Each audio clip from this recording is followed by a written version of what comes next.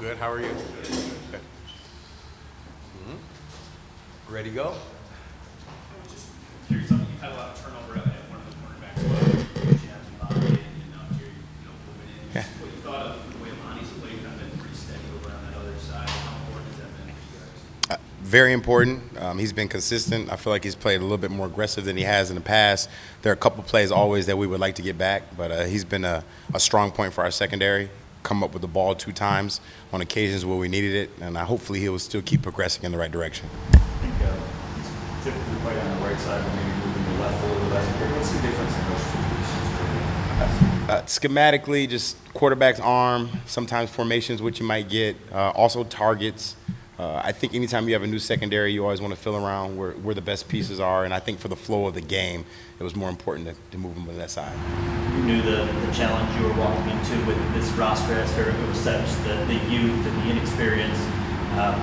Some of those struggles have shown up, I think, in the communication and some of the deep passing. Has it been any different than maybe you expected or more difficult than you expected?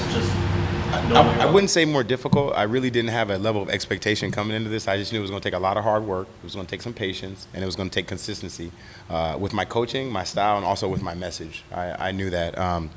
I don't think it's necessarily been a stress, but what has been stress for me is our communication and just making sure that when things happen and things go wrong, understanding why, being accountable to those actions, and trying to figure out how we can fix those things as quick as possible. This is an optimistic coaching staff, right? Like you're always looking for the positives to grow these guys. So where is your source of optimism through 4 games in terms of trending in the right direction? My heart. I love this game. I love what I do. I love working with young men. I think these young men feel that even though our record, we come in every week like it's a 1-0 mentality and we need to go in the right direction. And you've heard me use the word contagious. I think that matters.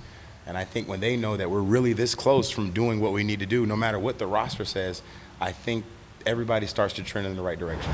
It's been a while since we talked to you. We saw that we won every game, the controversy, tonight and everything like that. But we know the respect that you give to your players. You know what I mean? I kind of want to say, what are you talking about? I don't know what you're talking about. What are you talking about? See the respect that you give from the players. I mean, you're going through that. Affect your coaching style at all. Did you learn anything about just, how quickly things have been going? Yeah. I learned that you don't want to be clickbait. Perception is reality at times. I also learned that I communicate very well, and sometimes I don't always have to do it in the nature, to say the least. But I think it was timed perfectly. If it would have happened all over again, I don't think anything would change. But I would say, as an adult, as a man, that I've learned and I've moved forward.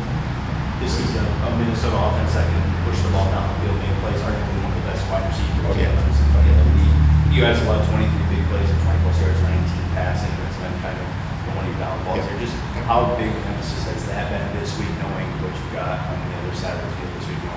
Hit it. You hit it on the head. You can't be a successful defense unless you stop the explosive plays, no matter where they happen and no matter who's responsible for them. I think right now the Vikings are 3rd in the league as far as in explosive plays. They also have a very good quarterback, and they have good receivers and a good running back. To me, all I see is opportunities to make plays. And if I see it anything other than that, then I lied about my answer about us moving forward and being in the right direction. Coach, this is just a basic question, but how important with young players is it for them to trust that they're out there on Sunday, to trust what they see, to trust their eyes, and trust their training? It's a good question. You've heard me say this before. It's tough to learn how to play and what to do at the same time. A lot of times as coaches, we give these guys all these pre-snap indicators. Hey, here's the formation, here's the motion, here's what they've done 500 times, this is what you should expect. A lot of these young men are going out there for their first time and also working with other people for their first time. And we all know, working collaboratively and collectively, that there can be some growing pains. We are seeing them. There's stuff that we need to make sure we capitalize on and correct. Just back to Eric's question for a second, because we also saw the relationship that you had with Akuga. I don't know, how does that play out behind closed doors after the time? You guys would probably be amazed. Nothing. I mean, it's just, it just kept on moving. If anything, I was frustrated because on that play he had a chance to make an interception, and he didn't push. And we had been talking about it for a while, so he got kind of fisticuffs, got it kind of going, and then later on there was a more defeating play, and I embraced him with a lot of love. And I know for the outside eye that sometimes it's hard to understand, but I mean, that's the nature of this game. You have high stakes and you have high reward. I guess I'm not on the field, but just behind closed doors, the stuff that we don't see. Like the relationship is still good, strong, and he's been this time. Amazingly good, very strong. He's still here. He's been in the meetings. When he left and had his surgery, I talked to him that night. He left and went with his family. I talked to him that day. I hope that you guys understand that what I perceive to be is what I really am. There's nothing that's fraud or fake about it. And the reason I'm able to coach that hard is because of the relationships that I have. More importantly, if what was seen was to be bad, don't you think some of his teammates would have said something or somebody would have came up and done anything? But it's the nature of the game. I need to get better. He needs to get better. We all need to get better.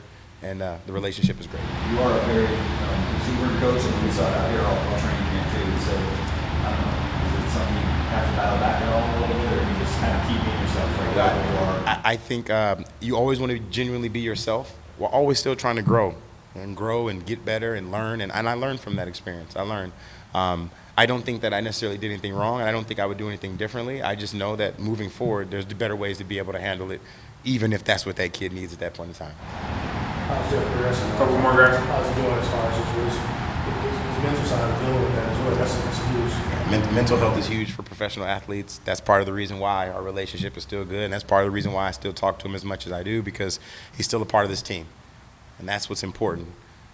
If you're a part of the team, you're a part of the team, and I think he's in a very good place. But he's, as you can imagine, he had a really good camp, and he was anxious to get going, and I do feel sorry for the young man, but I'm excited for his future. For you as a coach, because there are so many young guys that you're working with, not just working with a plan, like what sort of challenge is that for you? Even despite the rough spots, I guess it's got to be rewarding in some ways to see you. Do you mind asking that question again from him? Sorry. Yeah, I guess I was just asking, when you're working with so many young players and they're playing and you're dealing with the levels ups and downs, like what sort of reward do you still get by seeing myself? Yeah, I'm a teacher at core. I like watching people and help people improve, and I don't look at the wins and losses. I'm looking at, did we get better? What are we doing well? And how can we strengthen those things? And what are the things that we're not doing well explosively? And how can I help those? What can I do to be a better coach, a better man, to help these guys see what it is we need to do to be a successful team and a successful organization? And being a former player, I understand how much that relationship matters. And I understand how much consistency matters.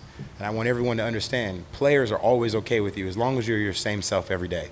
But if you change and you're not consistent or you waver, then there will be some issues. And I really enjoy working with young men, helping them achieve their goals. But it's even more rewarding because I'm really working with some Play-Doh right now. I really am. I have some clay, and I'm enjoying the challenge. From your time as a player, now being as a coach, is there any moments that you pull back on, like get you through these adverse times? Yeah, I just kind of Flint. Grind. Gotta go. Nobody feels sorry for you. You know, nobody cares about me at the podium talking about what happened and what should. It's what are you going to do?